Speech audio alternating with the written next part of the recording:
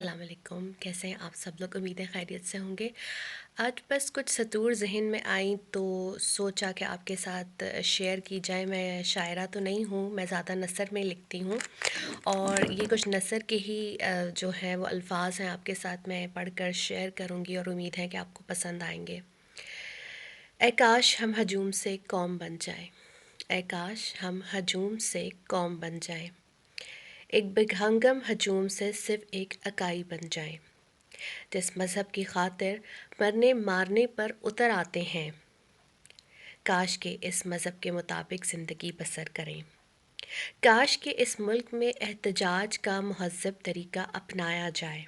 کیا ہی اچھا ہو کہ روز مرہ کے معمولات بھی جاری رہیں اور ساتھ دھرنے مظاہرے والے احتجاج بھی کرتے رہیں، بچے اسکول بڑے دفتر جائیں اور ایمبولنس کو بھی راستہ دیا جائے، اور مظاہرین کی مانگیں بھی سن لی جائیں۔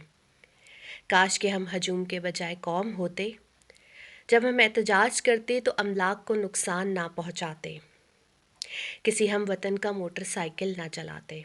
اگر ہم ہجوم کے بجائے قوم ہوتے تو کوئی مریض سڑک پر نہ مرتا، کوئی ماں بچے کو رکشے میں جنم نہ دیتی، کوئی ہم وطن اندھی گولی کا شکار نہ ہوتا، کوئی دہاڑی دار مزدور آج فاقہ نہ کرتا۔ کاش کہ ہم ہجوم سے قوم بن جائیں، ایک بے ہنگم ہجوم سے صرف ایک اکائی بن جائیں۔ اللہ حافظ۔